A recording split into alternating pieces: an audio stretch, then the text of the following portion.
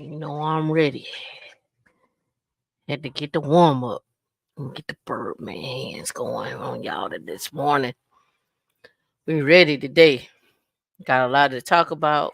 We didn't get our show in last night. That's okay. So much to discuss. What's been going on in y'all world? Who watched the debate? Anybody been keeping up with the presidential debate?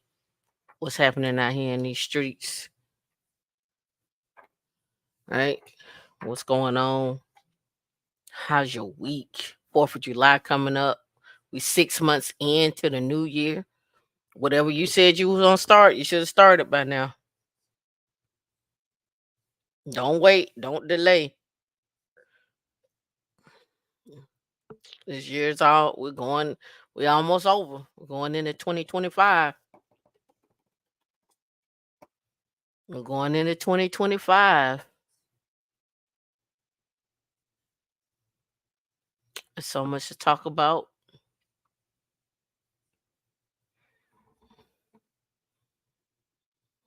Let me get my screen set up right.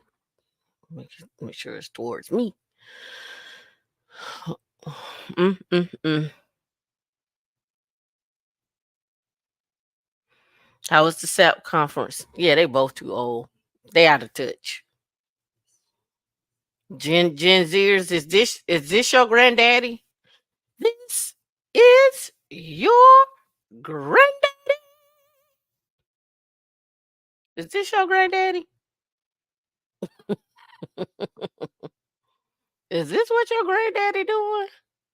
It may be your great great grand. It may be double great. It may be double great.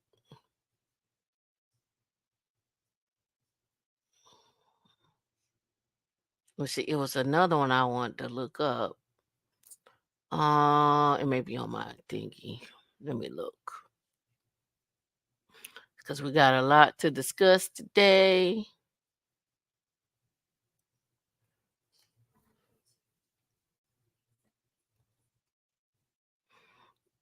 Jerry, what's going on? T21 Roberts, Farida, Dunn. How was the SAP conference? D, Heather. We got a lot to talk about.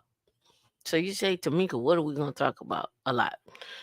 Such as, do you know that there's a big change in 401k coming in 2026? Did you know that? You probably didn't. I talked about it, but I'm gonna reiterate it. We're gonna talk about some jobs. But I pull these jobs up, tech, stocks, and jobs, right? Oh yeah. They were talking about heavily about integrating automation and AI into the business processes for different clients. Absolutely.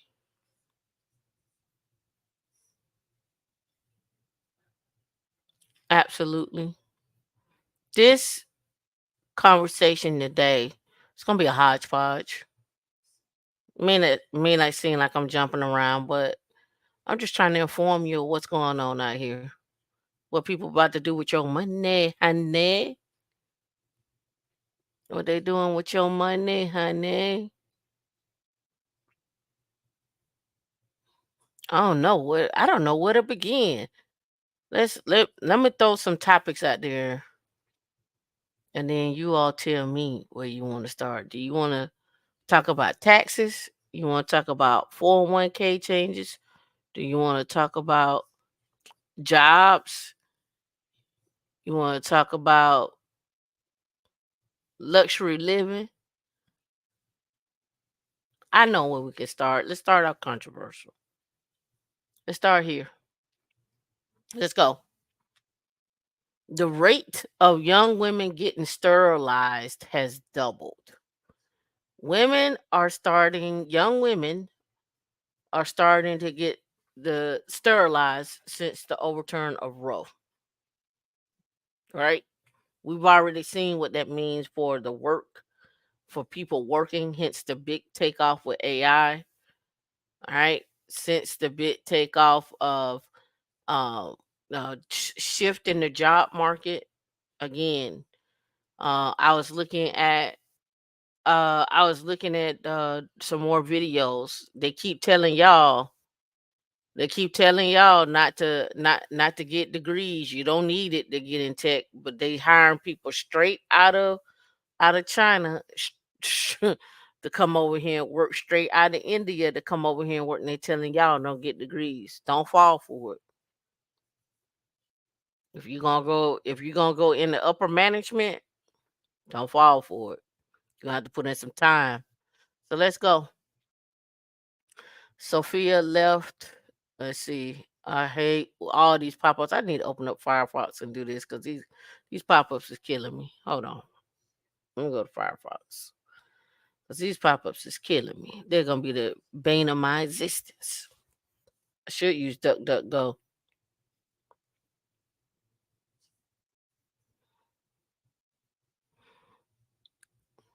I'm waiting for Firefox to pop up here. Here we go. Not now.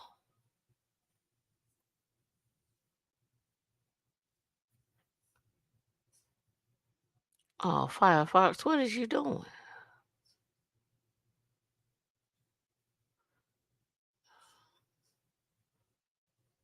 Oh, Firefox. I don't have time for that.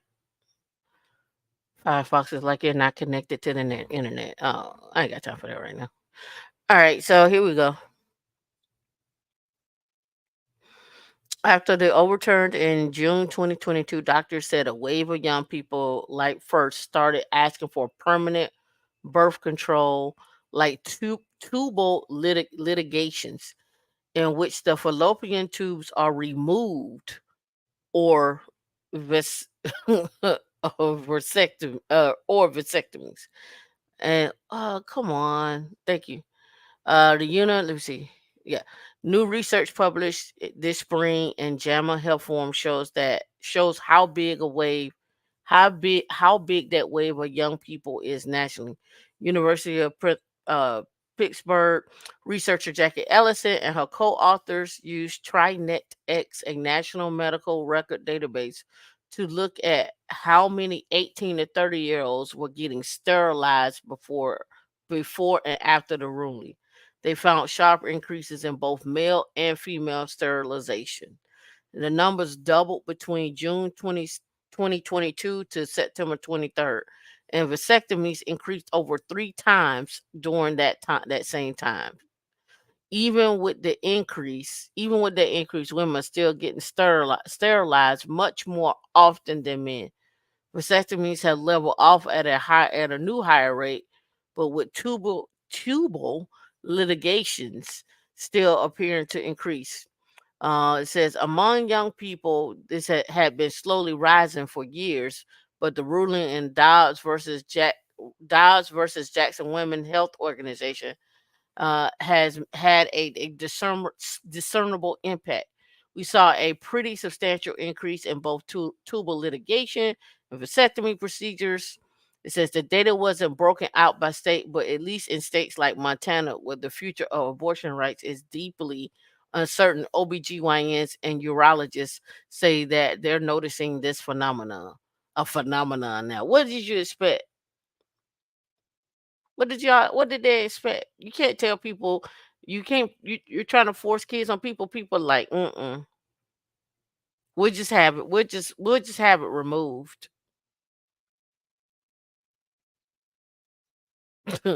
Right? She said the biggest changes among young patients who don't have children seeking sterilization. She said the big shift from when she started practicing 30 years ago. Nelson said she believes she is better equipped to talk talk them through the process now that she more than she was in the 90s. When she first had a 21-year-old patient ask for sterilization, I wanted to respect her rights, but I wanted her to consider a number of future scenarios, she said. So I actually made her write an essay for me, and then she brought it in, jumped through all the hoops, and I tied her tubes. She was like, I ain't interested. Nelson said she doesn't make patients do that today, but still believes she is responsible for helping patients deeply consider what they're requesting. She schedules times with the patients for conversations about the risks and the benefits of birth control options. She said she believes that helps her patients make an informed decision about whether to move forward with permanent birth control. It says Louise Keene, an assistant professor obstetrics. I'm gonna get this all wrong. Obstetrics. I'm gonna get it all wrong. It's okay, D. Lee is looking at me like, how you screwing that up, T? All right, at Harvard Medical School, who helps lead ACACOG's, I'll say it that way, ethics committee, said providers are coming around to the idea of listening to their patients. Why weren't providers listening to the patients before? Not deciding for them whether they can get permanent contraception based on age, or whether they have kids. Now here's the question: is when are males, because they're coming out with male or birth control, are you going to take the male birth control, or are you going to rely on the, or you going to do vasectomies, or is your pull-out game strong, or you going to use condoms? Which one you going to do? Right? King said some young patients who asked about sterilization never go through with the procedure. She recalled one of her own recent patients who decided against a tubal litigation after King talked with them about an IUD.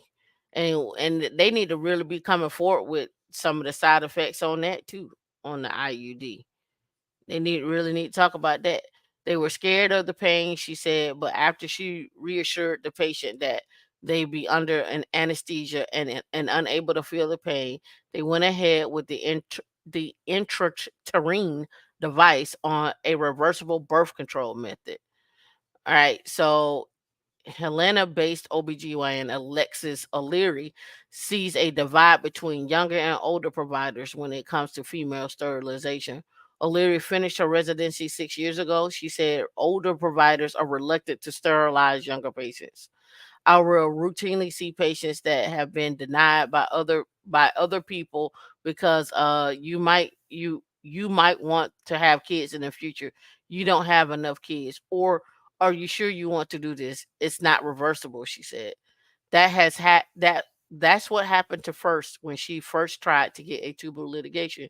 She asked her doctor for one after having an IUD for about a year. First recalls her OBGYN asking her to bring her partner in at the time, who was a male, and her parents to talk about whether she should get sterilized. I was shocked by that. So first stuck with her IUD, but the uncertainty of abortion rights in Montana persuaded her to ask again. She has found a younger OBGYN who has agreed to sterilize her this year. They're not playing. They're not playing. You see, they're excited for people to challenge them in court because this gives their cases publicity and the judges become more clear with each case on how they're interpreting the law. It'll become easier. Yeah. Yeah. So the issue is not only is it you're forcing, hey, you better have these kids, or hey, you need to do X, Y, and Z. Um, you're also changing the landscape of what people think about what a family is, right? You see more and more people are like, I'll go be a pet mom. I'll go get dogs. I'll go get a cat. I'll go get all these other things.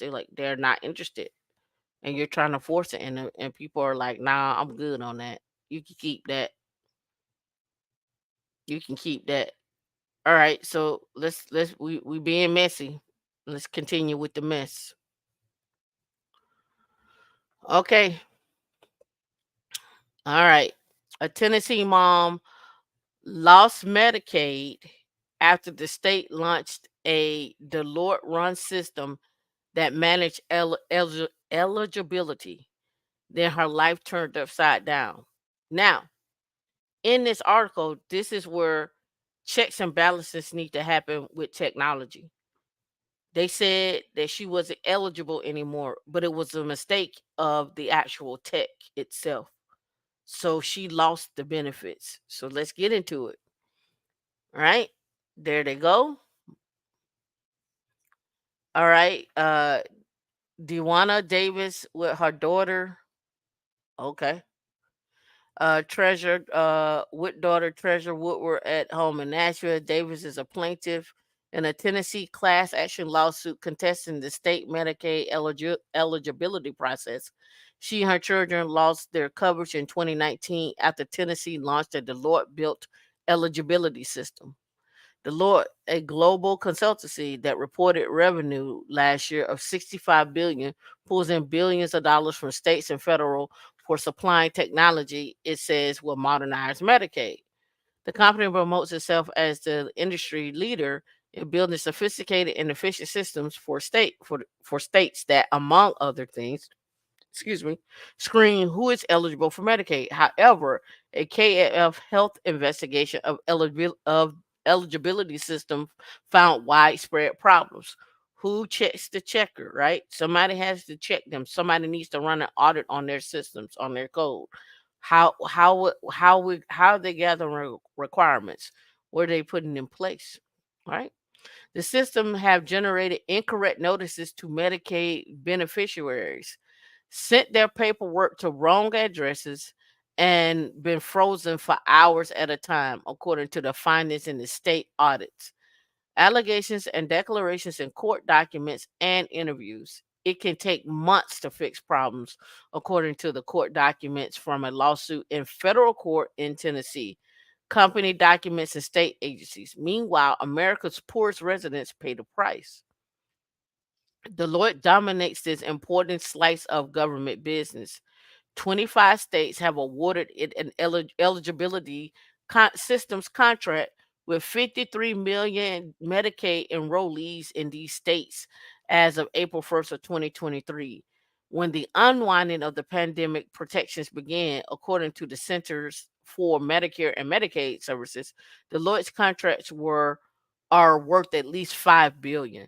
According to KFF Health News review of government contracts, in which Deloitte commits to design, develop, implement, and operate state systems, right?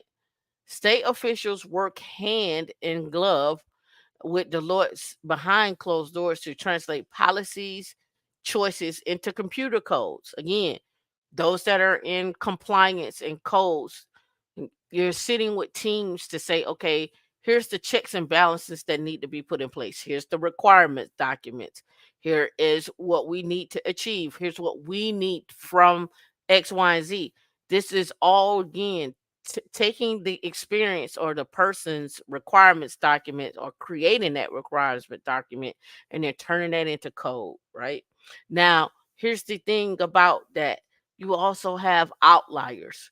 And so sometimes when you're doing this, you may not have accounted for the outlier. A lot of times, and we've seen this over and over again throughout tech, where people only deal with the best case scenario, never the worst case scenario. And we saw that when AI first came out and they were doing their training models and it showed black people as monkeys. Remember that? Remember when people were like, "Oh, I want to get this computer," and the computer couldn't recognize the darker skin because it was always trained on the lighter skin. You even see that sometimes in bathrooms when you're rubbing your hand along the sensors along the water. Sometimes it don't detect your skin tone. You see that sometimes, right? And sometimes those things be off, right? So again, um, the people always go for with the best case scenario, not the worst case. When things go wrong, it can be difficult to know who's at fault, according to attorneys, consumer advocates, and union workers. Sometimes it takes a lawsuit to pull back the curtain. Medicaid beneficiaries bear the brunt of the system errors, said Steve Cantonese, president of Service Employees International Union Local 668 in Pennsylvania.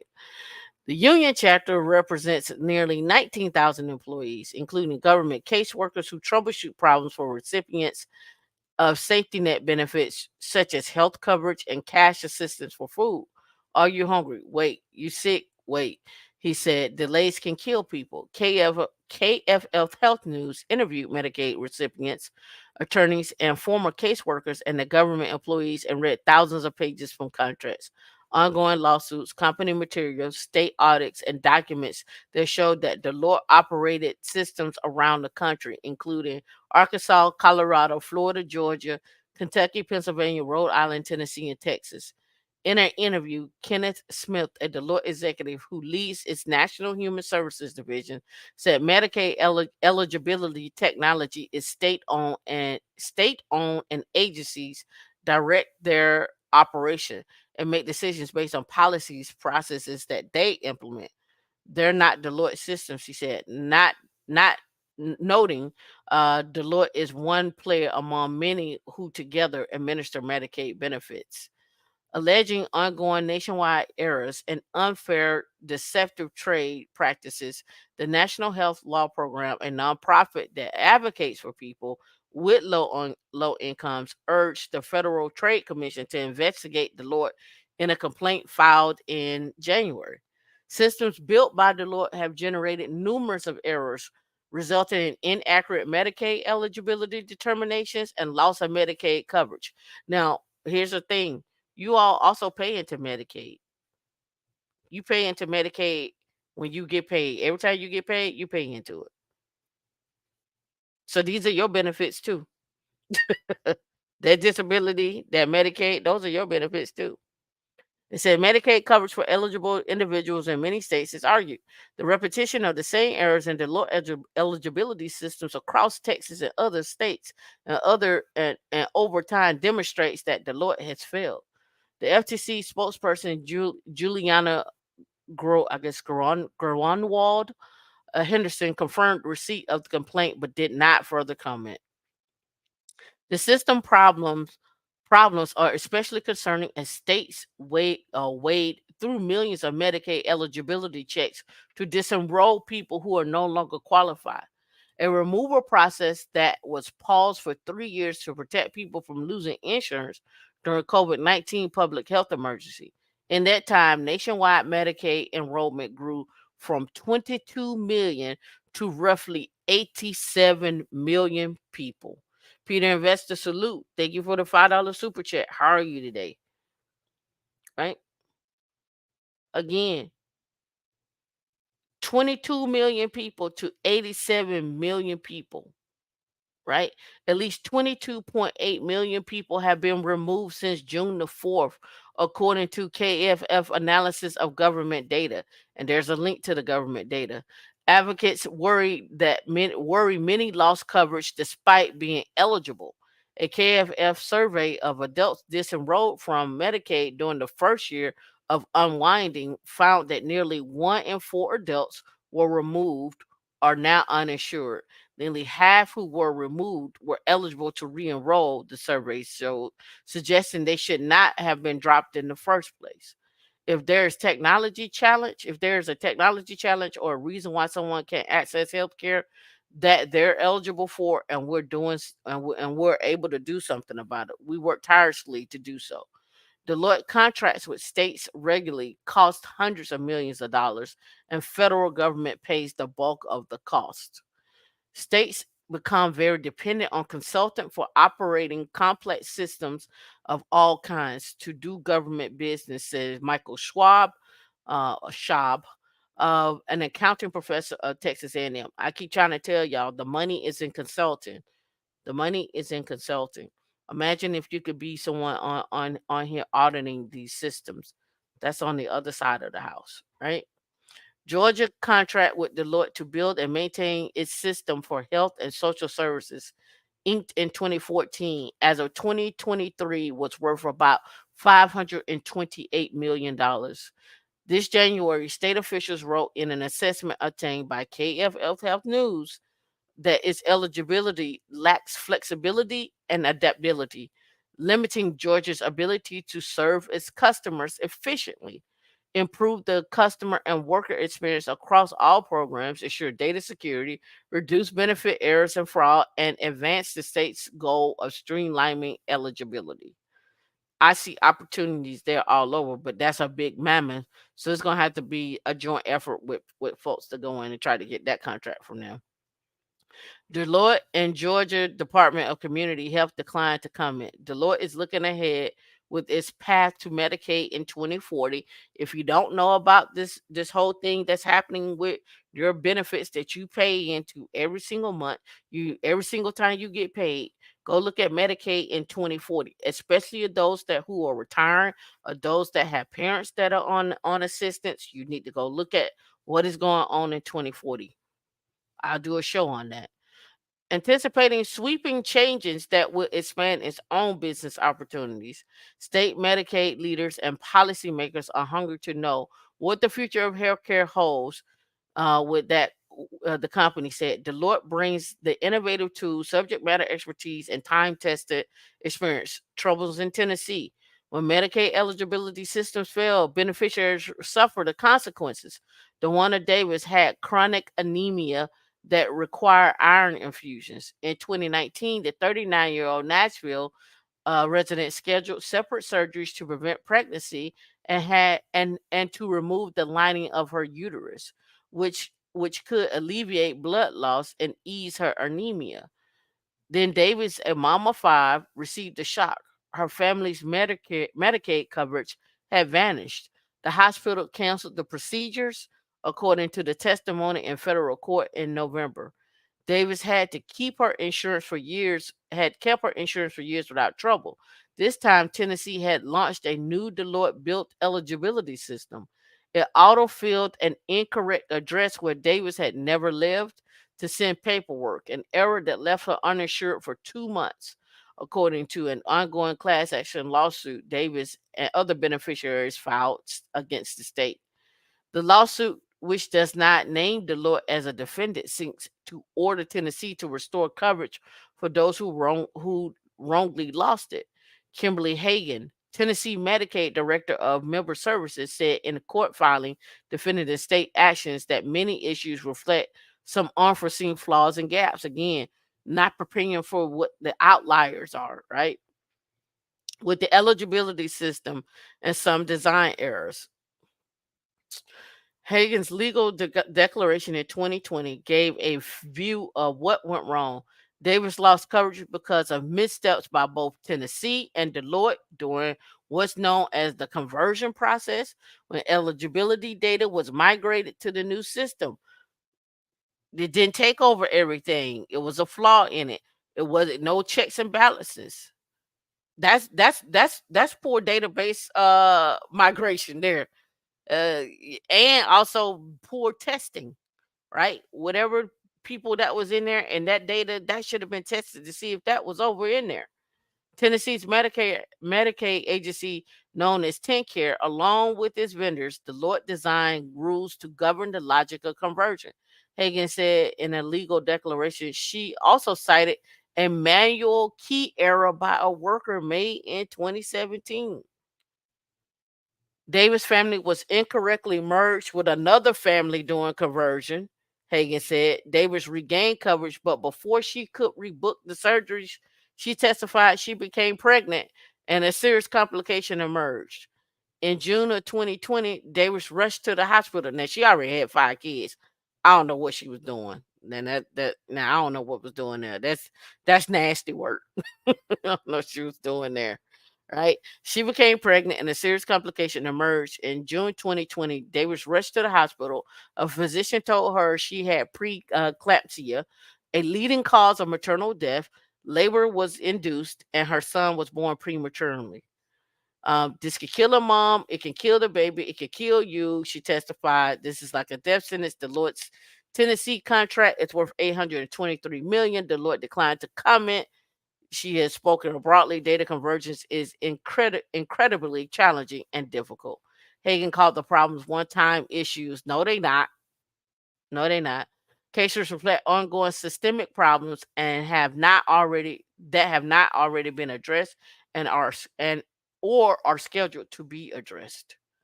Right? It shows her son there. That's her youngest. She and her children lost coverage in 2019. Yep. State leverage Deloitte's technology as part of a larger push toward automation, legal aid, attorney, and former caseworkers. We all know that big computer projects are fraught, but a state that was concerned about inflicting collateral damage when they moved to a different automated system would have a lot of safeguards in place, and they didn't. They got a backlog of 50,000 cases. 50,000 cases as part of the Affordable Care Act rolled out about a decade ago. States invested in technological upgrades to determine who qualifies for public programs. It was a financial boon to Deloitte and such companies as Accenture and Optimum, which landed government contracts to build those complex systems. Problems soon emerged. In Kentucky, Deloitte built a system that launched in February 2016 erroneously sent at least 25,000 automated letters telling people they would lose benefits, according to a local news report. State officials manually worked through their backlog of 50,000 cases caused by conflicting information from newly merged systems. We know that the rollout of Benefied has caused frustration and concern for families and for staff. Right? Let's see. News. Governor Matt Bevin, and other senior official Kentucky were bombarded with complaints. Within 2 months, roughly 600 system defects were identified that should have been caught before it got rolled out. Found a report found a report by the Kentucky State Auditor. In Rhode Island, a bot system rollout in 2016 delayed tens of thousands of Social Security payments. The Providence Journal reported advocacy groups filed two class action lawsuits, one related to Medicaid and the other to food stamp benefits. Both were settled with Rhode Island officials denying wrongdoing. Neither named Deloitte as a defendant. In 2018, for state house a hearing, Seals of Deloitte said, "We're very sorry for the impact of our system issues have had on your constituents or state workers or service providers." In 2017, an audit in Rhode Island prepared by Governor Gina Raimondo found that Deloitte delivered an IT system that is not functioning effectively and had significant defects, widespread issues. It said caused a significant deterioration in quality of service by the state. Deloitte held itself out as the leading vendor and significant experience in developing eligibility systems for other states. Deloitte invokes the phrase "no touch" to describe its technology. There's an issue there because there's no human touch there, and there's nobody doing the checks and balances of that automated system. Right? They did one for Arkansas, 345. The list goes on, but here's the bigger picture that I wanted you all to see here. This one right here says Deloitte plays a vital role in the state Medicaid systems. Consulting firm dominates an important slice of government business.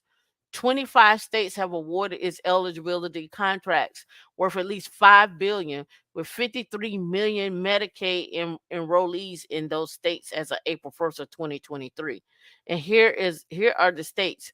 The smaller circles are 1 million, the bigger circles are 4 million, and the largest is 10 million, right? And so California, um, 10 million, right? And you can see here the color is contract value over 100 million, contract value 100 million to 500 million, and this one right here in black is over 500 million. So here we're talking about California here over 500 million, here Pennsylvania over 500 million, Tennessee, Georgia, right? We're talking billions of dollars here, and people are losing based on bad programming, bad checks and balances, bad audits. This is one way technology can affect you in the long run, right? So you're like, Tamika, I don't get Medicaid. I really don't care about that.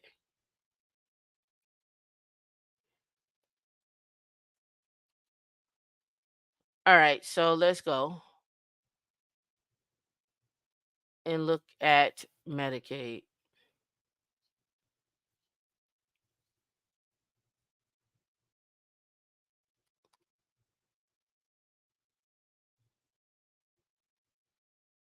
All right, Medicaid.gov. Right? And blow this up a little bit here.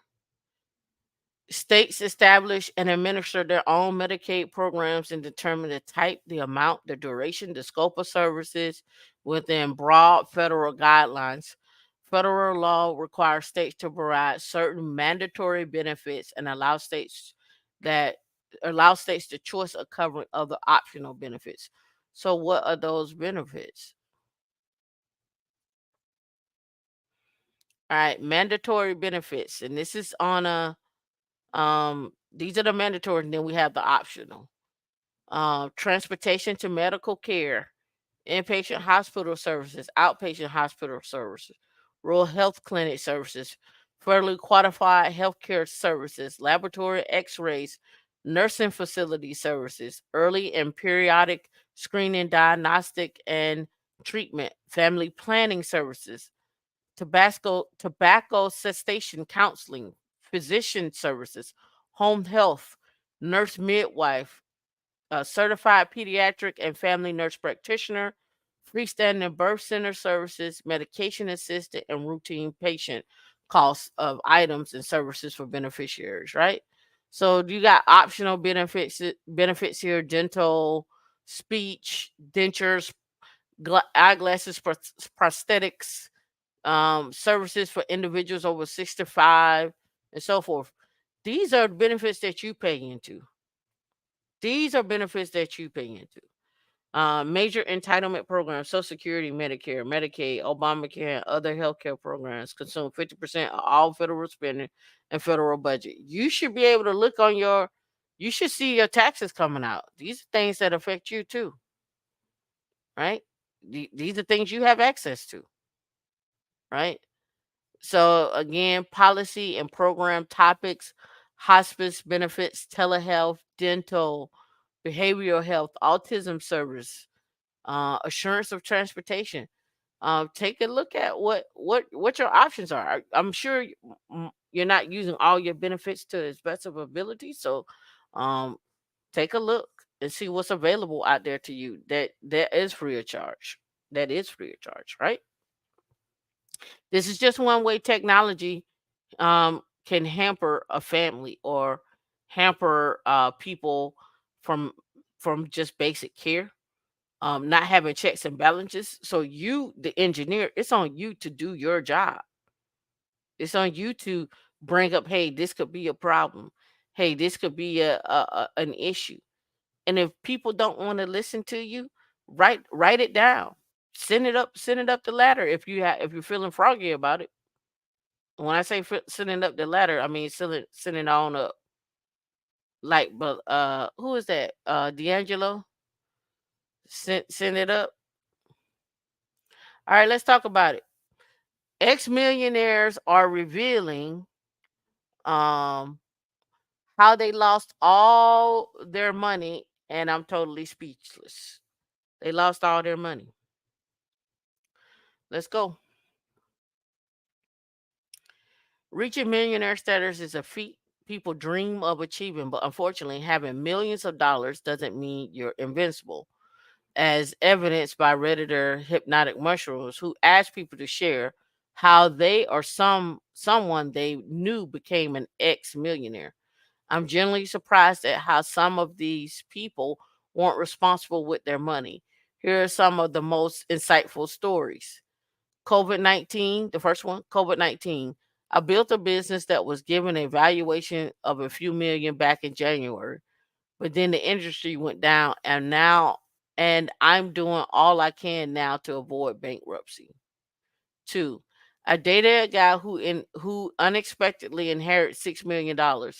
His parents had been killed in a drunk driving accident when he was a baby, and so their life insurance and money from a legal settlement set an account collecting interest for 18 years.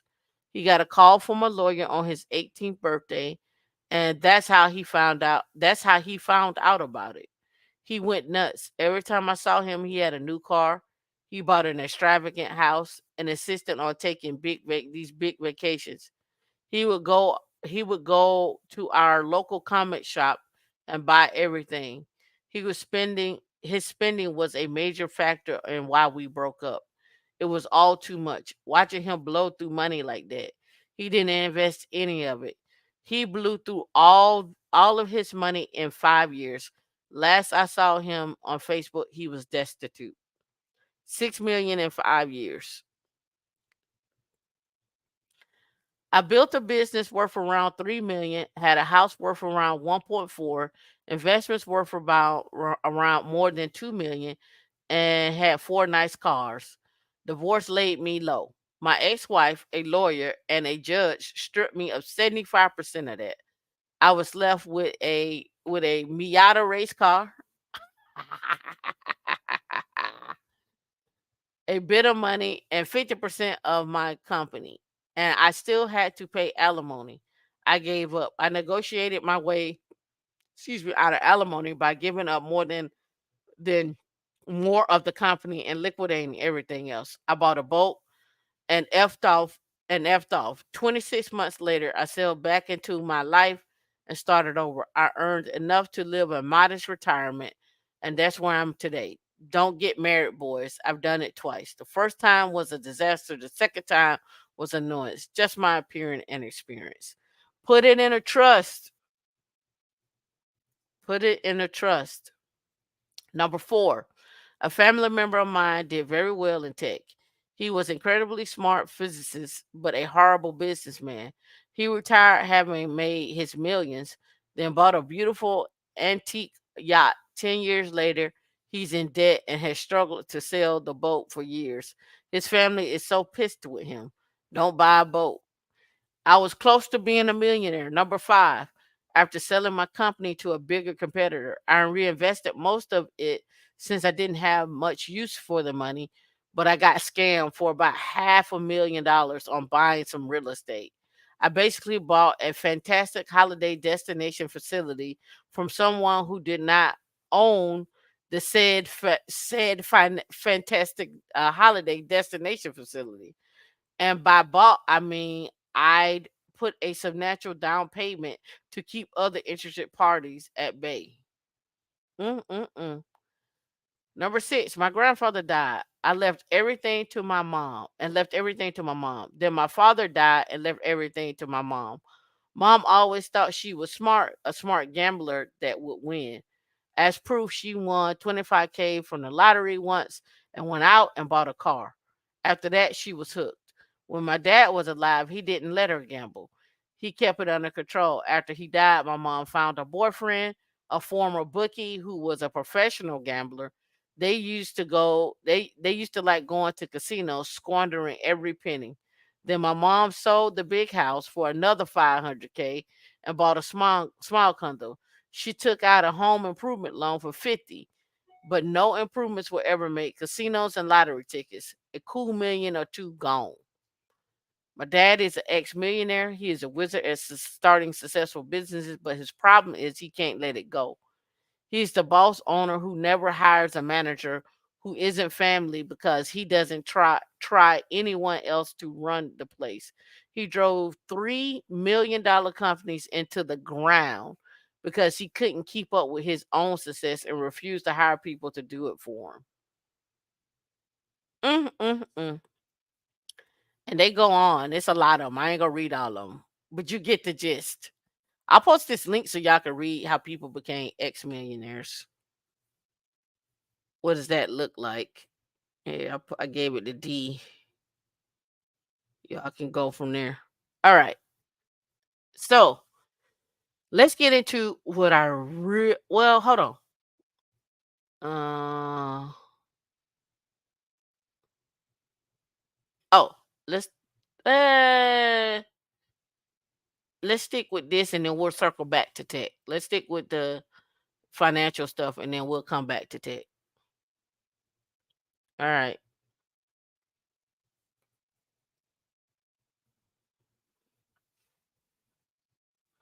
So we talked about this before. I said people are going to start to partner up and live in homes together. Here you go. A 66-year-old with no retirement savings buys a home with two other women to get by. So, what's the important driver to losing it? No plan. Let's start there first, Peter. No plan, lack of understanding how to invest, two, overspend, three, overspending, four, creating debt, and five, taxes. But taxes should probably be number two because you need a plan for the taxes. So I go with taxes being number two, right? So 66-year-old with no retirement savings buys a home with two other women. Marion O'Connor, a 66-year-old woman in Rhode Island, hoped to be retired by her age, but wasn't in the cards life dealt her. With no savings, 401k, or emergency fund, she resorted to selling her home and buying a smaller one with two other women to make ends meet. It's been a matter of life and death, O'Connor said to CBS News. She didn't feel like she had any other options. She was alone and having little to no savings for retirement. According to US Bureau of Census, about 50% of Americans between 55 and 66 lack personal retirement. After adopting and raising three children as a single mother, O'Connor said she knew she'd be in that group. I have a live for now philosophy, I guess, he says. However, when asked that when asked how that philosophy treats her now, O'Connor said the situation is horrible. I wish I had started earlier, she said, but I guess I would now say that they need to start planning as early as they can. O'Connor isn't alone in her sentiments, and Lincoln Financial Group survey uh, revealed that 62% of retirees wish they could go back in time and change how they prepared for retirement. Most of them wish they have saved more and started saving earlier. O'Connor runs a company that plans trips for groups of women. Although she must continue to work to afford her expenses, she is able to travel on the trips that she plans. O'Connor financial struggles highlight a broader issue that affects many Americans. An alarming number of people are unprepared for retirement. A survey by Employee Benefit Research Institute found that 32% of workers have less than $25,000 saved up for retirement. A significant portion have no savings at all. Not preparing for retirement can lead to less than desirable consequences like making drastic lifestyle changes, selling your home, or continuing to work well into retirement. O'Connor decision to purchase a home with two other women is creative solution to a common problem. By pooling resources together, they reduce the expenses and support each other emotionally and financially. Many Americans are struggling with retirement debt. If y'all got to go back home, go back home. Right? Debt, high living costs, unexpected financial emergencies are common occurrences that derail savings. Financial literacy also plays a significant role. A study by the National Financial Educators Council found that Americans lack knowledge of about personal finance. Each individual an average of 1,500 annually.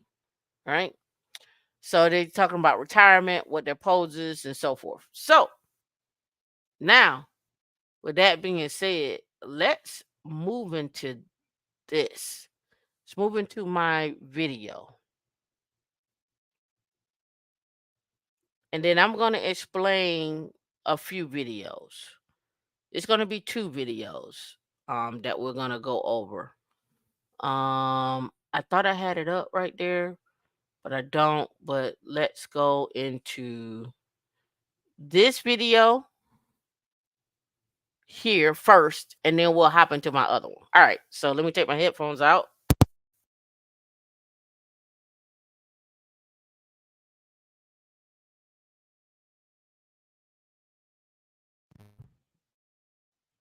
Let's make sure my sound is up. and then let's get busy. All right, so how Americans paying for vacation? And then we're gonna roll into this other video that I have. And these two are gonna tie in together, and then I'm gonna come back around to talk about the new things that are coming out for 2025 and 2026 as we continue to grow and learn about wealth planning and wealth management.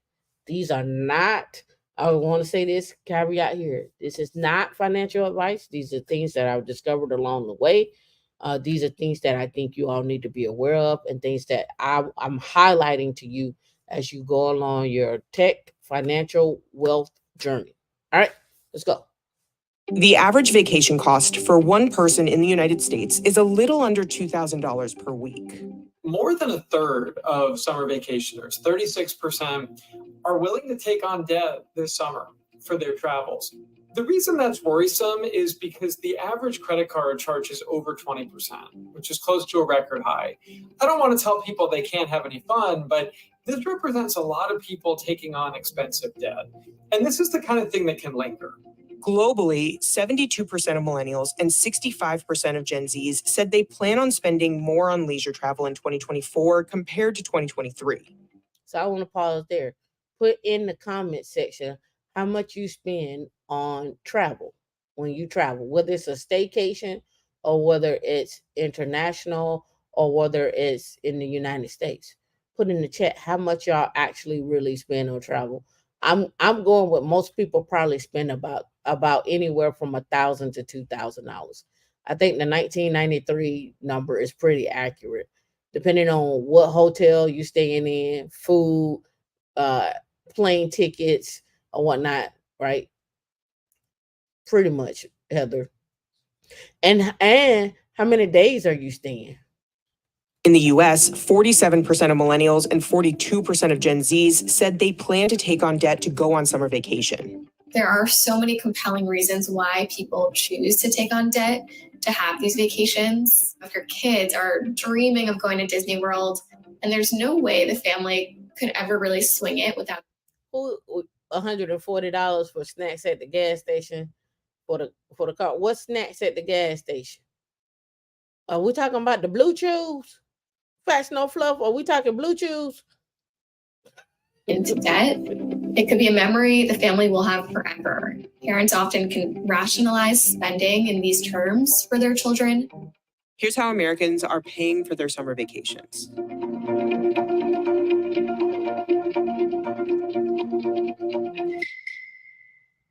Credit cards are the most common way people pay for their vacations. 62% of Americans surveyed said they put at least some of their trip on a credit card. Financial experts say that this can be a risky move if the borrower cannot pay the balance in time to not be charged interest. The average credit card balance is already over $6,000, according to TransUnion. If you add $1,000 in vacation expenses to that, maybe it feels like a drop in the bucket, but it just makes it that much harder. That $6,200, if you make minimum payments at the average interest rate of 20.7%, you're going to be in debt for 18 years and you're going to pay more than $9,000 in interest. So some of this is making a bad situation worse.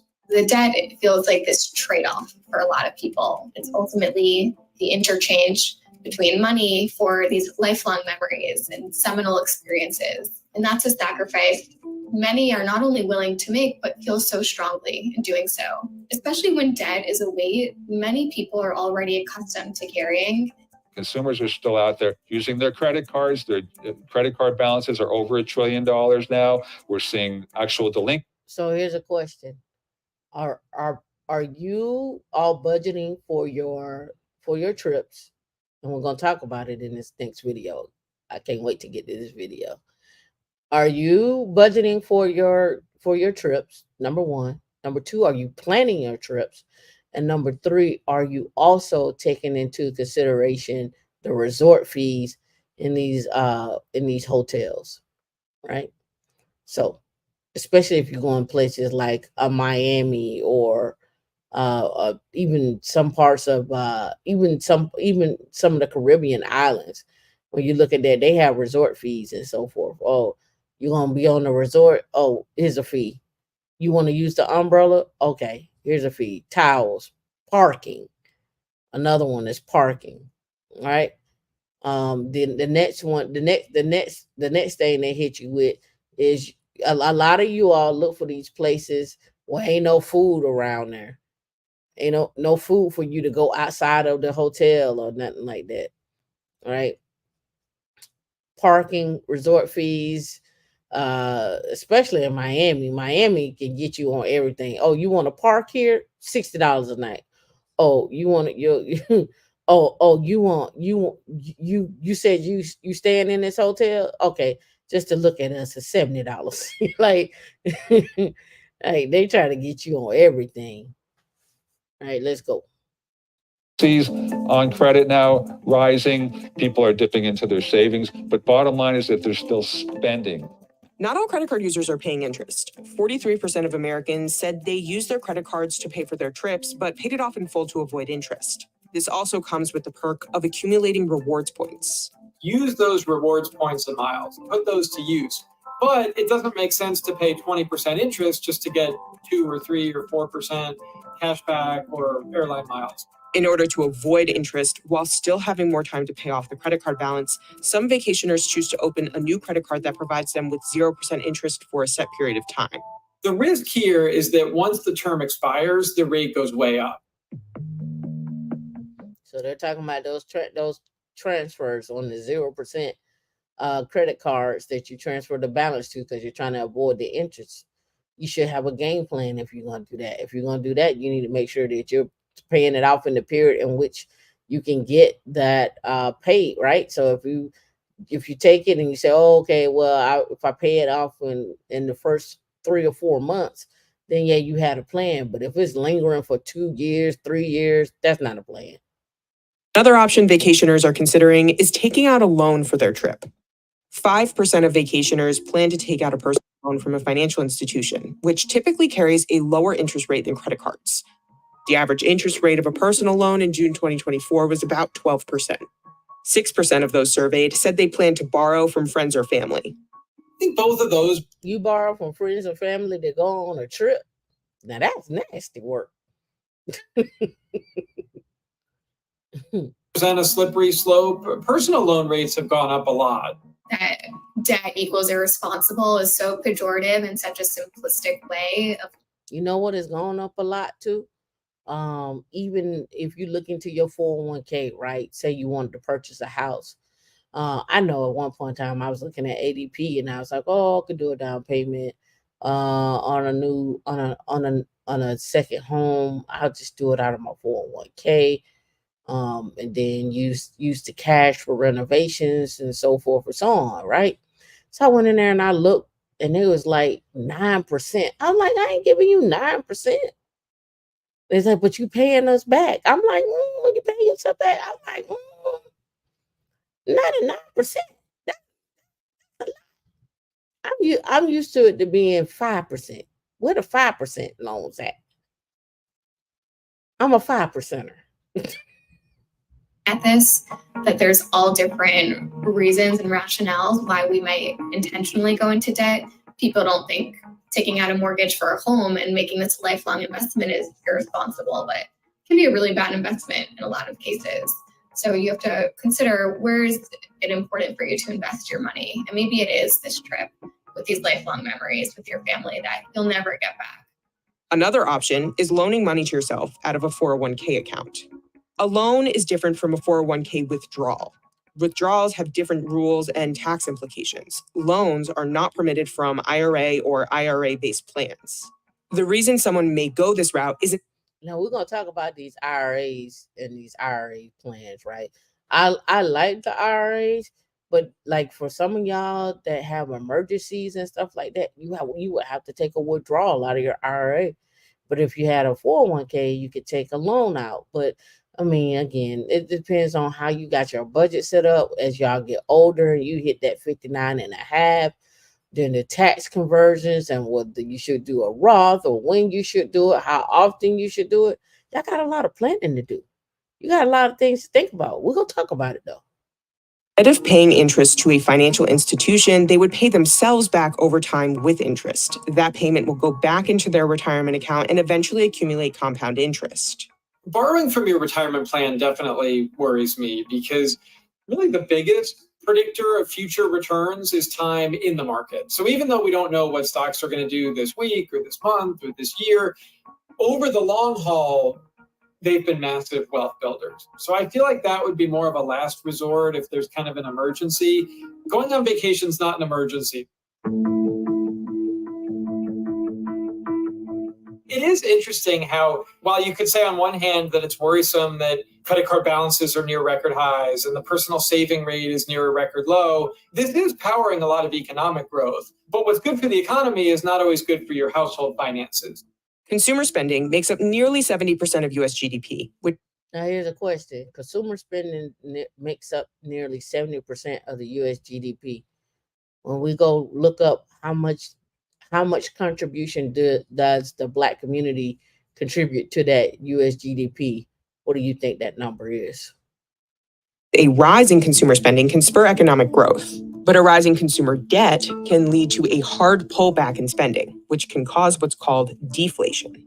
Deflation is just generally associated with not just recessions, but deep recessions in the economy. A recession occurs when there's, quote, a significant decline in economic activity that is spread across the economy and lasts more than a few months. Historically speaking, deflation means that prices are actually coming down. And the reason why prices are coming down is because people aren't spending money. The reason why people aren't spending money is because they don't have jobs and they can't afford to go out and take a trip to Hawaii or go out and buy a new Lexus or do those kind of things. They're just kind of trying to tread water and they're not even doing that. So therefore prices are going to have to keep coming down. It's important to remember that there's not just one consumer story. You have the same consumer that might be out there spending on travel, going to events, whether it's concerts or sporting events, which we are seeing very, very clearly, and that's driving some of these travel trends. And they're doing it in a way that's really strategic. At the same time, that same strategic consumer might be walking into a store and really thinking carefully about how they're spending, looking for the best promotion, the best discount. So it's not one story for the consumer. And I think that's really important because it creates a lot of complications in the narrative, because you have consumers looking for discounts, you have consumers looking for promotions, and you have consumers that want to make their dollars work the best they can in the way that works for them.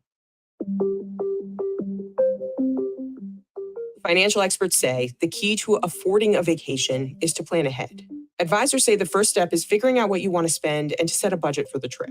This is our allowance for food, and this is our allowance for trips or activities. So you can kind of make sure your behavior is consistent with your values, because money on trips can feel like monopoly money. I had a client I worked with who decided they were going to stay in an Airbnb and they were going to cook all of their food. So they were going to save on food and they were going to splurge on this boat trip they were really excited about. And it felt like a compromise. The next step after establishing a budget would be making a plan to save. You can start small and daily. Maybe you're going to set aside a little bit of money each day or each paycheck to this dream vacation. And it can be helpful to have kind of a calculation set up. On top of setting aside the money, you can also find small. Peter Investor, you said to save money, I combine my short-term vacation with jobs sending me to conferences in different states throughout the year. That's how most people do. You go to the conferences, you let the company pay for the conference, you get a little mini vacation while you're there, you stay an extra 2 or 3 days, you win a scholarship, you let the scholarship help pay for the conference costs, you budget your time, you do a little work, you work remotely, you leave, you work half a day, you leave, you go tour the city, you catch a flight back on the company. That's how you work it. That's how most people work it. You buffer a couple of days in there, or maybe you don't buffer a couple of days in there. Maybe you don't go to the conference. Some people just don't go to the conference. I like to go to all the events at the conference. I'm there for the conference. Some people don't go to the conference. They just go and tour the city, and they pick topics that they want to hear about, and then they go. That's not me though. I'm full. I'm all in. I want to see what's happening. I'm too nosy for that.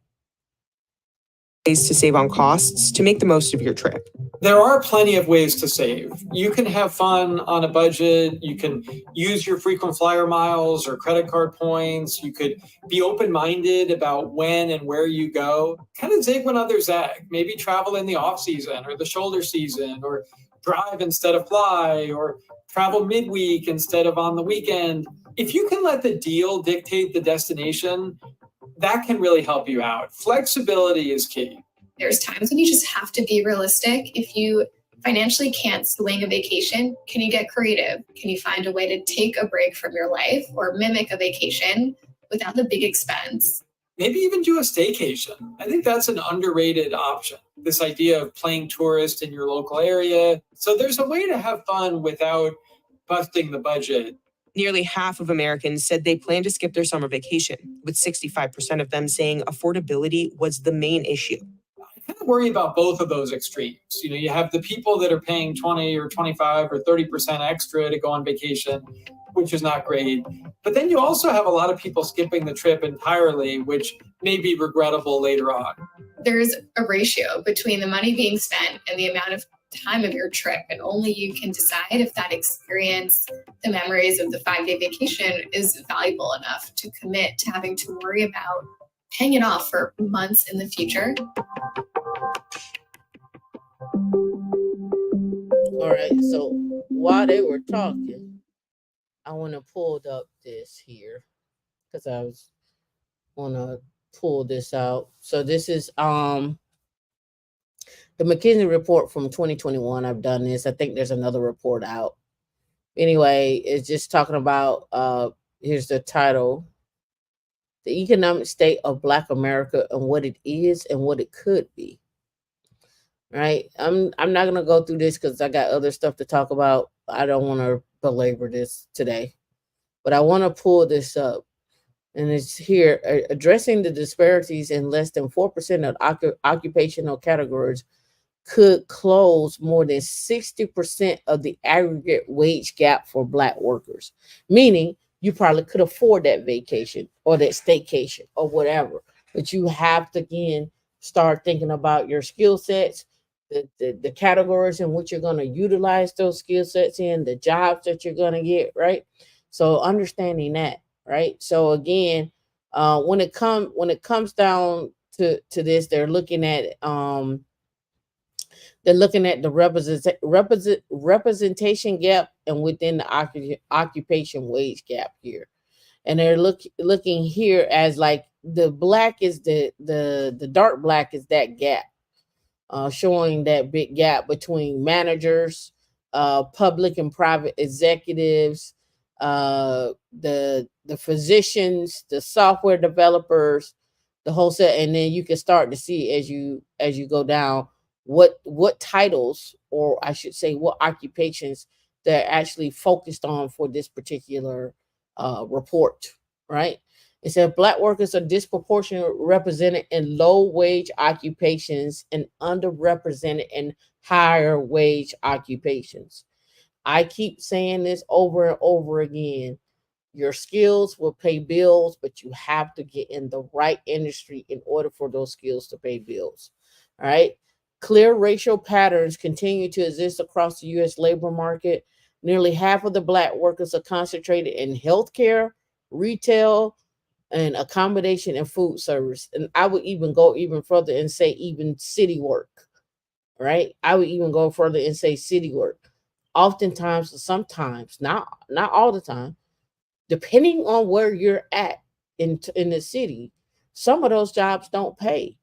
Right? Some of them jobs don't pay. It depends. I'm not saying all, I'm just saying some. All right. The vast majority of workers in those industries are lower paying service roles rather than professional or managerial roles. The type of pattern produces the wage gap. The median wage for U.S. workers is around $42,000, but 43% of the Black workers earn less than $30,000. You have to be mindful of where you're going. This is why I always say, understand and follow the money. If you see it's if you see it's 8 trillion going into quantum, I would be looking at how can I utilize my skill sets maybe security, policy, marketing, uh, and you got to remember the government hires people to do government to hires people for government contracting to help them on their Instagram feeds. There's actual contract out there for the social media work for the government to help them build websites, to help them do this, to help them get food out to some place, to help them advertise for radio stations, for socks, for Q-tips. There are government contracts out there for somebody to go out and look to find out how much it would cost for them uh, to buy 30 copies of Red Hat Linux and install it. Right? There's a contract out there for that. There's no way you can be sitting on the sidelines and not getting a slither of the pie. You may not get millions, but I think you can use a cool extra 20 or 30,000. I think you can utilize that, right? And then here's how that plays out, right? Here's what that actually looks like when you start looking at it from a pictorial view, right? Here are wages at 200,000 right here. Look at that dot right there. It says the median wage of 188,000, representation 3.63%. The number of black workers out of 100,000, it came out to 1441. 1441. This is based on black representation in the U.S. labor market back in 2021. Right? If you were here at 160, there's a big median right there.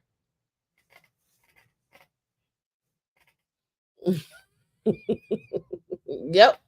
Look at that cluster. Look at this cluster. You say you want to go on the trips. You say you want to be above average. You say you want to leave stuff to your family.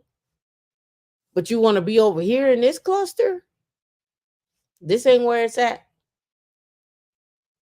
This ain't it. Right? I'll go back and do a deeper dive on this because there's another correlation out there. There's another survey out here, or report, I should say, that piggybacked off of this one, and they did a broader scope. I'm always looking up stuff. I'll get this to D. You all can read it for yourselves. I've went through this report before. I'm just pulling it back up so you can see it. Need I mind you, right? I need to remind you, right? It says workers at 106,000 median wage 6.5%, about 17,000. I'm trying to push you here. I'm trying to get you here. I know what it takes to get here. I've been through the desert. There's a storm, y'all. All right, so here's the other one. It shows the occupations with a higher black worker concentration. And if you hop down here, licensed practical and licensed vocational nurses. Here, the next one, bus drivers, transit and intercity. The next one is truck driver and tractor operators, followed by assemblers and fabricators, and then customer service representatives, followed by bus drivers, school drivers, security guard, nursing, home health aides, laborers, and freight and stock material movers, janitors. But this is where y'all are at right here. This is where y'all are at. You're clustering in the same fields. You're clustering in the same fields. Like, I don't know what it is about this $100,000 mark that everybody be afraid to get to, or I don't see it for myself. I don't understand. I ain't figured it out yet. But I can't figure it out, but I know what I can do to help you get there. I know what I can do to help you get there. All right. All right, so let's go back to, let's go here. Let's go talk to your rich auntie, which is not me. This is what she says she is. But we're gonna break this down. And let me pull up my other little calculator that I have up here. Let's see, that's not the right one. Where is my other little calculator I had? I'll pull it back out. It's all good. No, that ain't it. Did I have it over here already? I might have it out here already, but it's okay. So let's go here.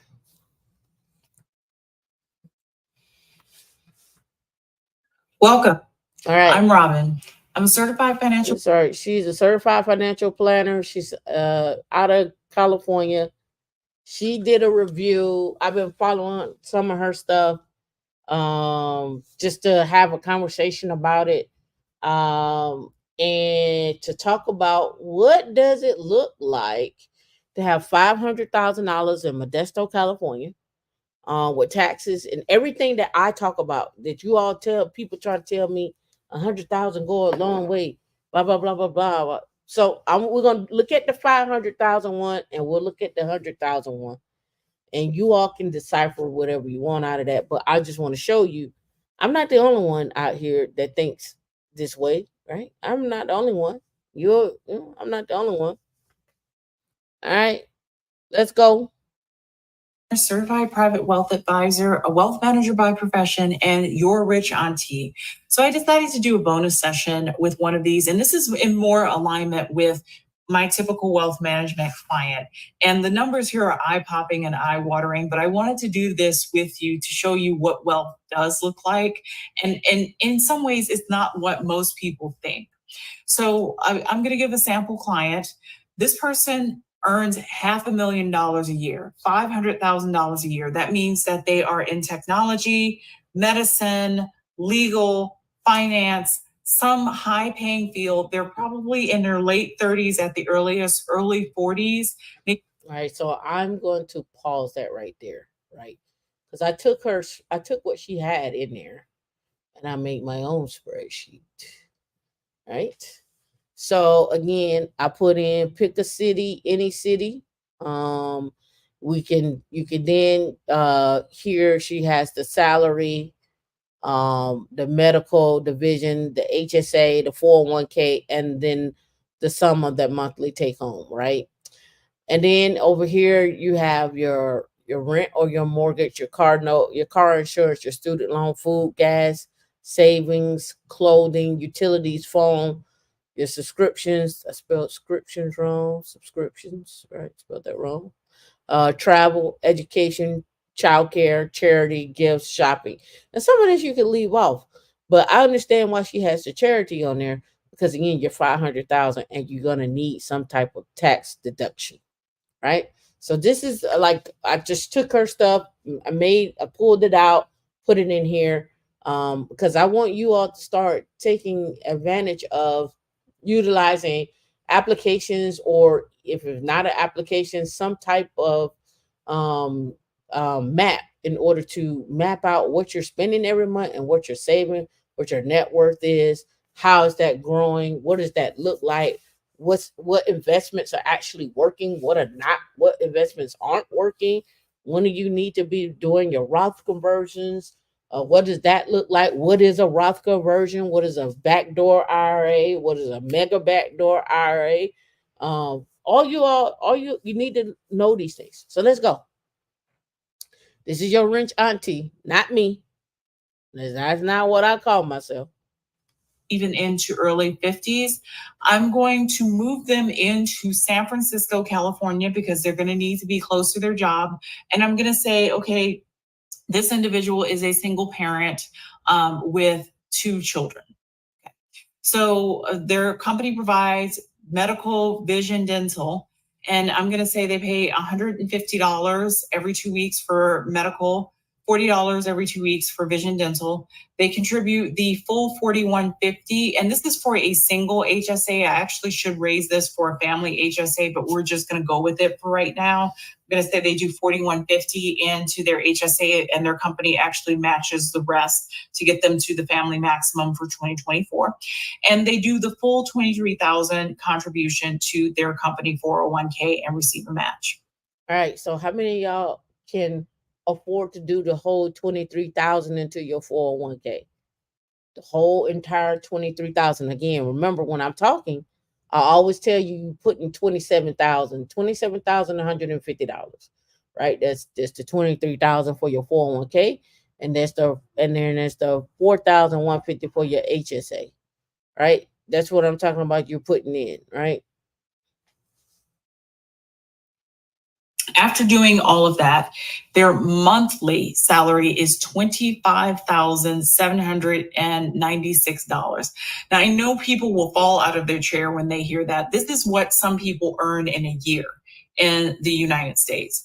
But in wealth management, I see salaries along this caliber regularly. And the first thing that strikes me in seeing this salary is how much money is taken out in taxes. Yowzers. This is a lot of money this person is paying in taxes. And so let's pause, because y'all are like, what do you mean this person is what they paying in taxes? Okay, last week I did I showed you how much those taxes cost in California. I think I still I have a different one that I was looking at. Let me see, did I bring it over? It was Forbes had a calculator. Did I bring it over? Yeah, right here. So we're gonna go with before she even starts. Before she even starts, let's look at this. She has this person that's $500,000. They're single. They're in California. We're gonna go with that 23,000 in their HSA. Oh, this sucks because it won't let me do it for 2024. So we got to find a income tax calculator for 24. We'll go for 2024. That's fine. This should work. Okay, yeah, that's fine. Well, we can probably use this. Let's go advanced. Okay, here we go. We're gonna go 500,000. We're gonna go. They said San Francisco, California, single. We're gonna do 23,000. They don't have IRA, but what I'm going to how you say that's not the one? Okay, whatever. I'm just gonna play with it because it won't let me do the 23, but okay, it's gonna be off. And this I'll do 4150 because they don't have a HSA one on here. Oh, this is not gonna work for me.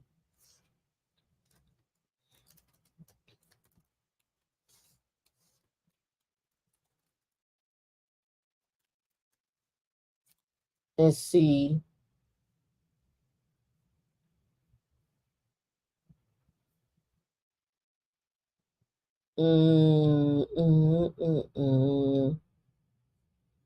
Let's see. Would this one work? Okay, single, no dependents. We're talking about, yeah. It's giving me to fill out the taxes withheld. I don't want to do that. All right, we're just gonna have to watch the video. I'm gonna have to find another one. Just ruined my plan. All right, let's go. Being this person is paying ordinary income taxes. This is not money generated from capital gains. So they're a high income earner and they're totally getting reamed by both the federal government and the state of California. So it's like they're basically their second employer is the federal government and the state of California because they're giving away a lot of their paycheck in taxes. And there may not be very much that they can do about that. But let's go. When you W-2 and you're making 500,000, there's nothing you can do about taxes. People tell you get an LLC and you can do this and you can do that. Yeah, you still gonna get hit with the federal taxes though. Those federal taxes are gonna eat you up.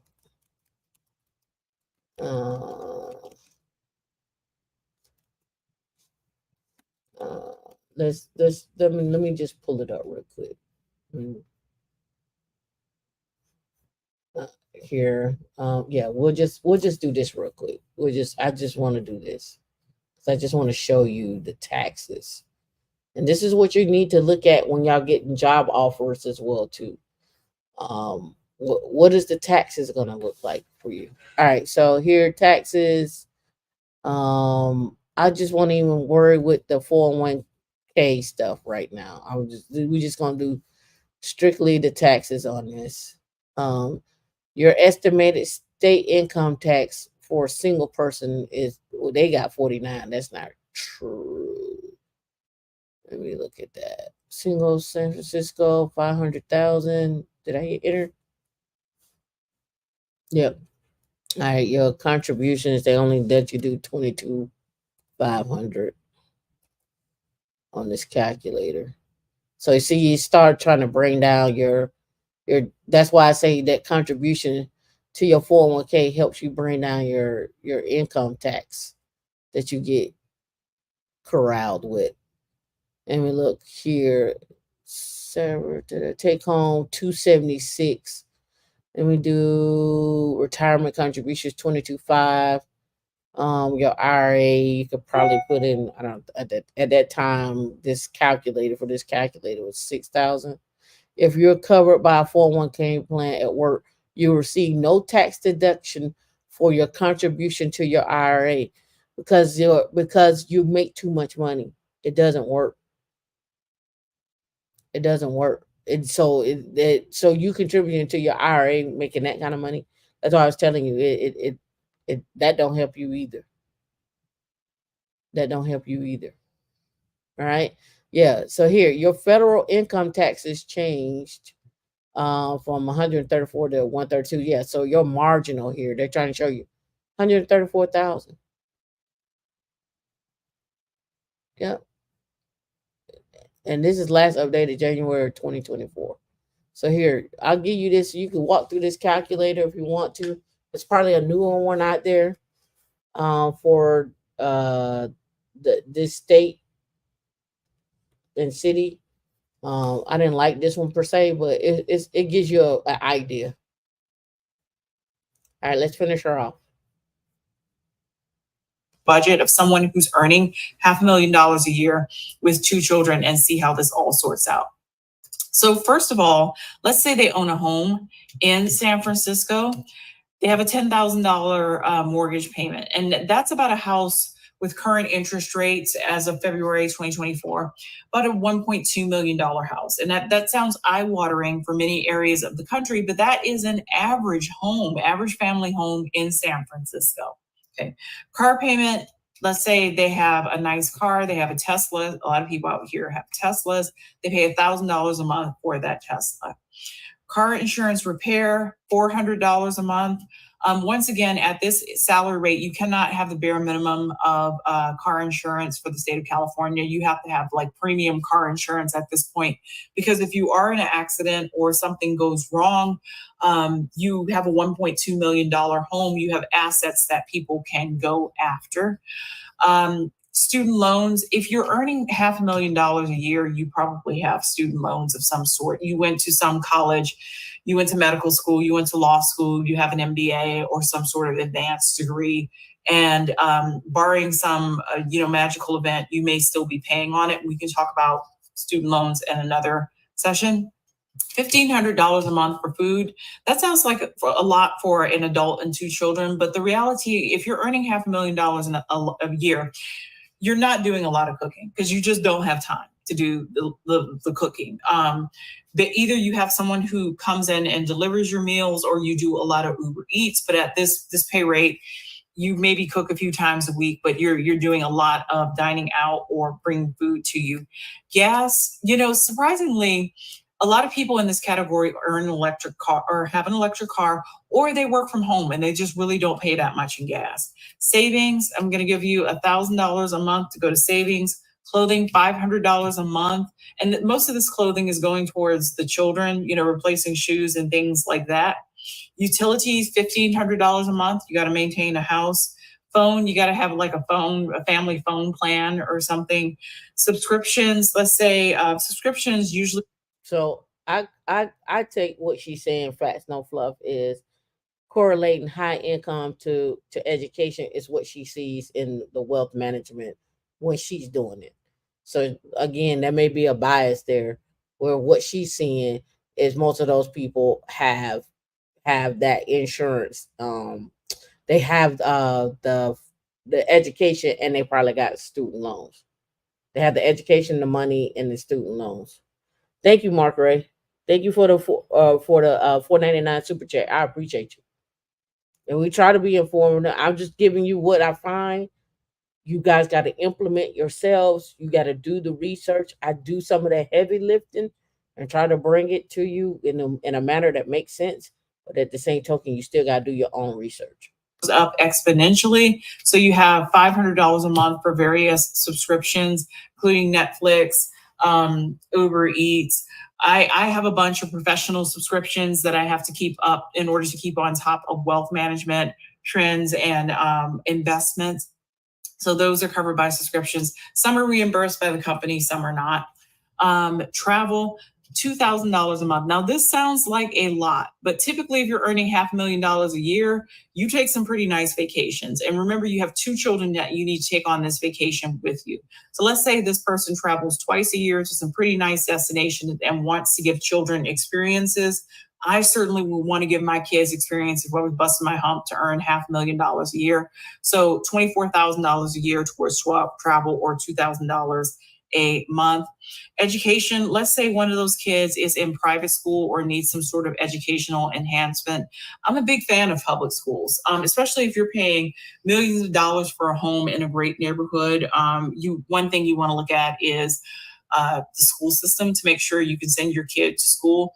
Unless there is a compelling reason to send kids to private school, they have special needs. The public schools are just a complete mess, or some other compelling reason. I really encourage people to consider sending their kids to public school, because this is a huge expense that just grows as the kid gets older. So nanny childcare. Okay, if you are earning $500,000 a year, you got to do something with your kids. You may have to travel. You may have to work long hours, especially if you are single and don't have a partner. You better believe you have an au pair or someone who comes in to handle nanny childcare while you're out of town or you're traveling for work. Charity, typically people at this income level have some sort of charitable byline, gifts, $250, and shopping, $1,000. Amazon bug bites at $500,000 a year. You can't really go out that often because you're working a whole heck of a lot. So the Amazon bills for people earning $500,000 a year are just usually surreal. So if we add all of that up, we get to $25,800. It sounds bizarre that a family could go through this much money this quickly, but yeah, this is how it rolls. This is what it is.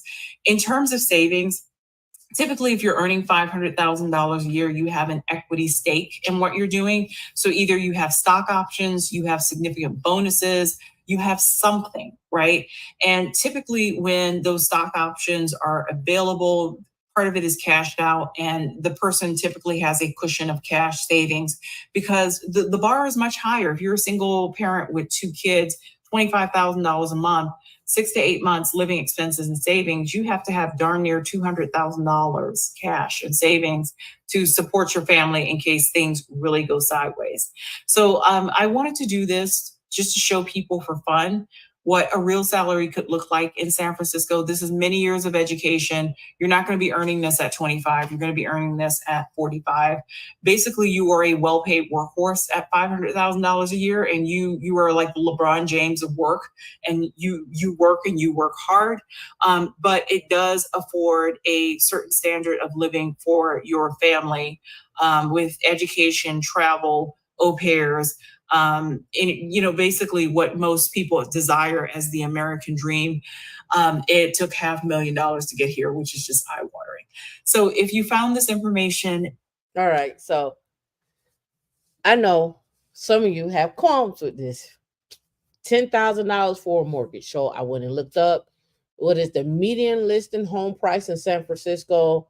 It is 1.2 million in May of 2024, and it's trending down 7.8% over the year. I don't know about insurance in San Francisco. I'm assuming you probably got earthquake insurance or something like that. Maybe some wind and fire.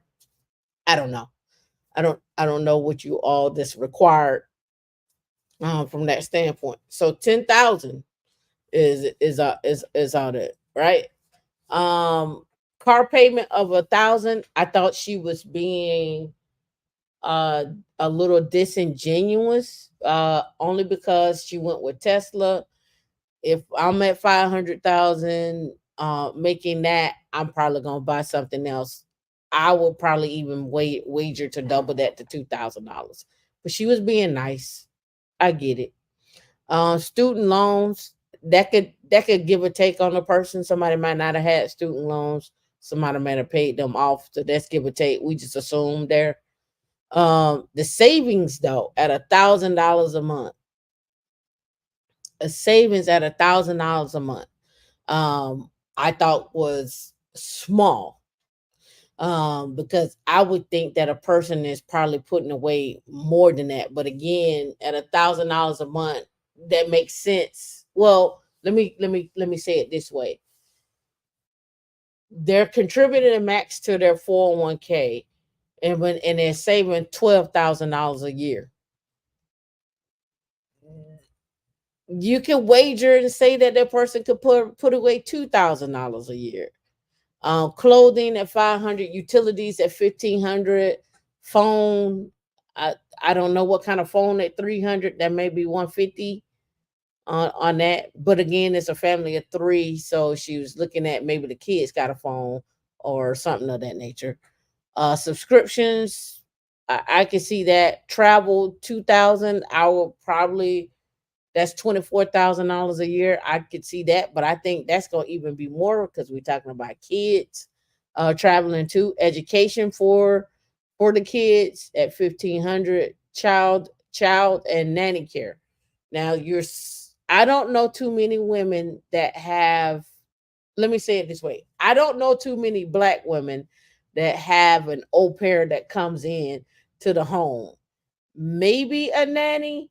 Maybe you dropping them off at grandma's house. Maybe not. Maybe you sending them to daycare. But I don't know about you going on a trip and you leaving the kids with a nanny. I don't know too many people that do that. Not Black anyway. Charity, I can see. Gifts, I can see. Shopping. I don't know what's the difference between shopping and clothing. I don't know what the difference is there. Is that shopping for the house or something like that? I'm assuming. But it came out to 25,800. If you dispute this, let me know. Put in the chat. Facts no fluff. You can't believe the correlation between high income and long hours. A lot of people think that. But a lot, and in some cases it is true. In some cases, some people do work long hours and get paid a lot of money. Both can be true. Both can be true. Based on this scenario, the employee is spending everything they earn monthly and banking on RSUs. Yeah. So there's another one that she did. And let me know what y'all think about her. I found her just the one. Your wrench auntie. I just wanted to see what y'all thoughts were on her. She did another one here that you can see. I kind of watched a lot of her stuff, but I just wanted to see what your thoughts were on her. As you look at it, she got one about the 401k sucks. I looked at that. And it says here 1 million in your 401k, you're broke. Just less broke. She talks about that. And she's like, I'm standing on why $1 million in your traditional 401k leads to you being broke. And this really comes down to the whole thing about the Roth conversions that she talks about. Well, that I've been talking about, that I've been researching, like what's a good game plan to do these Roth conversions out of your 401k and so forth. All right. So that leads me down this line here. All right. Your contribution catch up once you hit 50, but we're going to talk about outside of that, we're going to talk about some other stuff. All right. So here, and let me blow it up. If you are a higher earning employee age 50 or older looking to make catch-up contributions to your employer-sponsored retirement plans, the Secure Act of 2022 had a surprise in store for you. Beginning in 2026, if your wages are higher than $145,000, any catch-up contributions you make will have to be done after taxes have to be done after taxes to a designated Roth account, meaning you're not going to go into your catch up isn't going into your traditional account on your traditional side. It has to go to your Roth side, right? So it says here that, which means you won't get a tax deduction. You're not going to be able to bring down your taxable income, right? Here's what you need to know as an update to your retirement between now and then. As a reminder, employees who are 50 and older are allowed to contribute additional money to their employer-sponsored retirement plan, known as catch-up contribution. You said, what do these people do to earn 500K? Fast no fluff. We talk about it all the time. All right. For 2024, the catch-up contribution is an extra 7,500 on top of your 23,000 limit for everyone else. So that brings you up to 30,500. But starting in 2026, 50 plus savers will be divided into two groups based on annual income. Those making less than 145,000 can continue making catch-up contributions to their regular pre-tax 401k. But if you're making over 145,000, you will have to put that straight into your Roth. So one is pre-tax, where you can bring down your taxable income, and the other one is going to be after tax, where you don't get any tax deductions. The change to catch-up contribution rules was initially supposed to take effect in 2024, which could have been a problem for those without the access to Roth 401k. They're getting rid of the 401k and making everybody do a Roth 401k. That's why everybody was like, oh, the 401k is going away. It's not the 401k is going away. It is they're changing the 401k and making sure everyone has a Roth 401k. That is what's going away.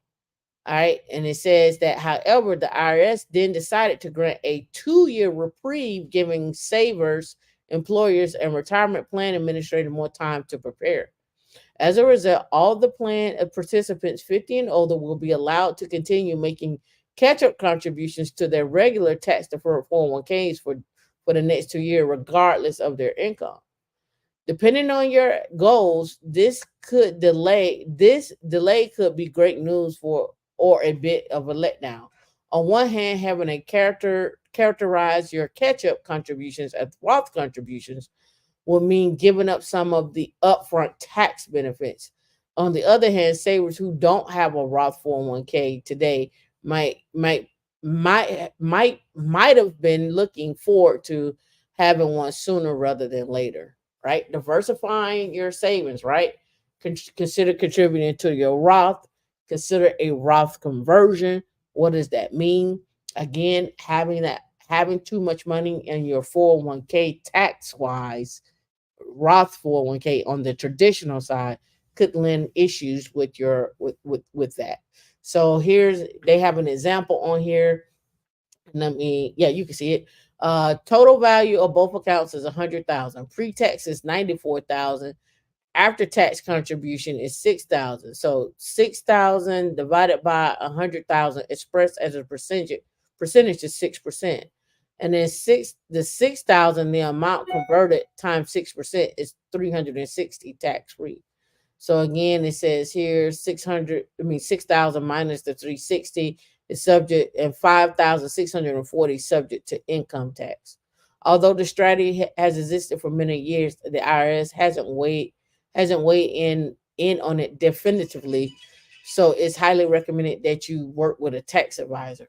So that's why I say you all got to start working with your different buckets on what that looks like: tax free, taxable, and tax now, right? Because you want to be able to, you don't want to lose 25 to 30% of your income when it comes to your retirement, and you retire and now you're getting hit with a tax bill, and you're 60 and you're 70 years old getting hit with a tax bill. You want those taxes to be taken care of early in the game, right? Where you can make up money for it, where you can make up for it while you're still working, right? It says the new rule won't be here until 2026, but you have options for saving more. Think of it this way: there's no reason not to make catch-up contributions to your IRA or taxable account now, right? So again, that's just what they're talking about, right? Because when you get older, you don't want to wait till you get older and then have all that money to draw down, and now you're causing tax events where you're pushing out your tax bracket. You're starting to collect Social Security. You're getting taxed on that. You said you're still going to work. You're getting taxed because you're working with Social Security. You got to maybe a high income as well. And when I say a high income, I'm saying in your retirement, you could take on saying a help desk position. And when I say, let me clarify, a Linux help desk position, a help desk position with service now, a help desk position doing something else where you could be getting paid $100,000 in your retirement. You're like, hey, I don't want to do the hard heavy lifting. I don't want to be in management no more. I'm just gonna do this $100,000 and keep pushing. Or you're a consultant, right? Or you're a consultant. So what did I do today? Let's look at some of the things I covered today. Um there's no time up here. I don't see a time. Yeah, I'm not seeing a time uh, on the thing. All right, so let's do my favorite. Let's look at jobs. All right. So I was looking at this earlier, and let's go with jobs over 300,000 or around that range. So we hit search. Okay. So here's a job with Arqueto Cloud. It's remote. This is approximately $40,000 a month. You can see it's in a different language, but I wanted to bring these things up because a lot of people be asking like, what are these jobs come from? Who out here is paying that kind of money? Again, it's not about who's paying that kind of money. It's about, is it one job or two jobs? What is the tax structure going to look like? What is your 401k going to look like? What is your contribution to your IRA? Your contribution to everything. And I broke out a list last week for you all to be in the mindset of thinking about how are you going to chop up your budget and your money, right? So let's go. So let's get over here. Open shift sales specialist from 230 to 380, remote in Virginia with Red Hat. A director software R&D verification testing and QA at NVIDIA from 308 to 471. Remember, these jobs also give bonuses, sign-on bonuses. They also give stock options, and they also give training. They also give travel budgets and so forth. So what you see now at 308, you make it come in at a total comp of 450. You make it come in at a total comp or whatever because you're getting RSUs and so forth, right? Enterprise account executive at Red Hat, remote in New Jersey, 281 to 464, right? Strategic account manager at Red Hat in Pennsylvania, 234 to 387. cleared person at NGA, strategic account manager with Red Hat, 258 to 426. Again, you all keep talking about what's the best what's the best Linux, which Linux version should I learn? I've never seen jobs come up this from Ubuntu or Canonical. I'm just telling you what I know. I'm just telling you what I know. Right? Tech lead manager, machine learning ops, global SRE, 430 to 730. 430 to 730. Right? Deal maker, public accounts, Red Hat, remote in Virginia, 258 to 426. Strategic account executive, federal civilian, 258 to 426. Let me be clear here. 258K to 426K. Right? Director of regional sales, 283K to 482K. All right.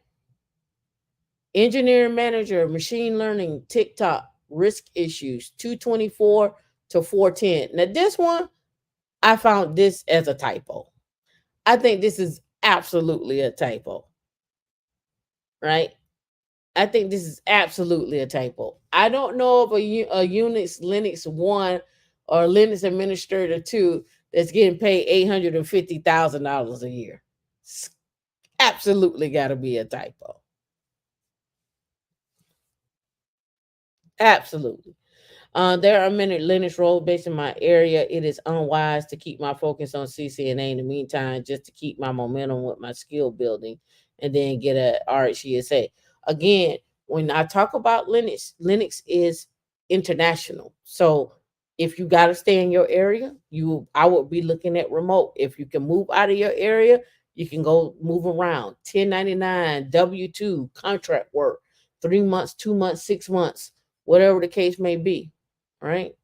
Gramley is looking for a machine learning engineer, 337 to 443. Tech leads. Right? There's another link. Open AI, 310 to 465. Micron is looking 209 to 393. Right? 295 to 440. Look at these again. Remember the rule of thumb when you see these, right? All right, so let's go. The rule of thumb is this says 295 to 440. The rule of thumb is this. You do the 295 plus the 440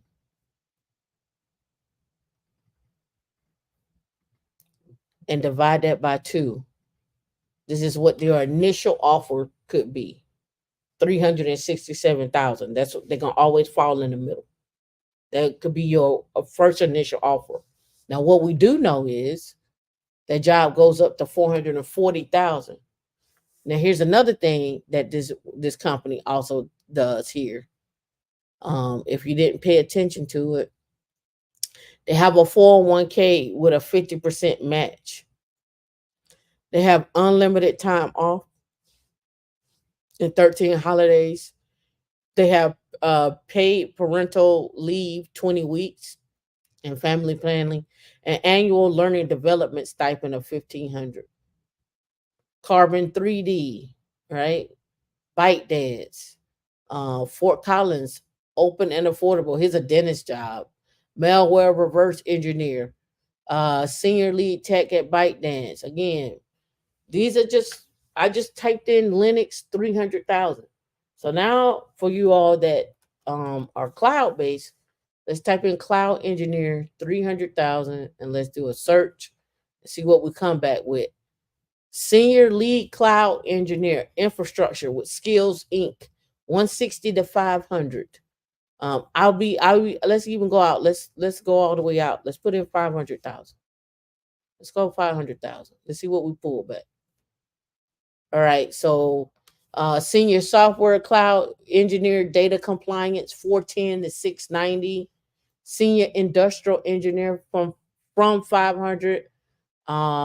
We have a full stack engineer at $70K a month. Solutions architect, data engineer, analytics, Dublin, California, and these roles fall out of scope of that, right? So again, you can play around with these numbers. You can go here and do 400 and see what comes up under that 400, up 400 and up, and start playing around the numbers, right? So again, you find these jobs, you look online, look or see who you know in these areas, who works in these companies, start networking, start attending their stuff, go on YouTube, hop in their chats, hop on their Twitter threads, attend whatever they have. Local meetups are usually a great way to attend stuff. It's some people that travel when they hungry and they got the money. They travel for those meetups and get there, right? So I'm just trying to show you again. I showed you again. We talked about the where we're headed as far as that Medicaid situation. Be on the lookout for that stuff. Go look and see what's going on with that. Go also look at what your tax implications are per state, per city, per state. You make this money. Is it good for you to be remote in Florida or Delaware or Washington State or somewhere like that? What do you want? What do you see yourself at? If you know you got a 10-year goal, and I'm always go back here to this, right? You know you got a 10-year goal, right? You go to investor.gov and you can come up with what that you can start planning this out, right? Again, I'm just showing you minor stuff. Let's say your initial investment, your 401k, you got $100,000 in there. And remember, when I say you got $100,000 in there, just remember, your $100,000 doesn't have to be all traditional. It could be Roth and traditional. All right. And let's say you got a monthly contribution that you're putting in because you're doing the employer, uh, uh, you doing the employer's putting in and you're putting in. And let's say you do this for 10 years. And let's say you're doing a rate of return of 8, a variance of 2 here, that calculate. So in 10 years, you'll be at 1.2 million. That's in one account. Remember, your 401k is one account. It's one resource for your retirement. It's not the only thing you're using for your retirement. It is one thing that you're doing for your retirement. All right. D, I don't know where we're at on time. I think we hit the two. Did we hit the 2 hour mark? D said we hit the 2 hour mark. I don't want to go over because, like I say, I got more and more stuff to talk about, just to give you an idea of what I had on the list today. I had the AI contract with Palantir. We're going to talk about the mega Roth conversions. Microsoft is saying goodbye to underwater data centers. The talk about what does it look like to pull out, do a Roth conversion over on a $1.5 million 401k. How would you go about doing a Roth conversion on that? Right. So again, just some things I want to talk about. We'll go from there. And I'll check y'all out next week. Hope you enjoyed today. Y'all have fun.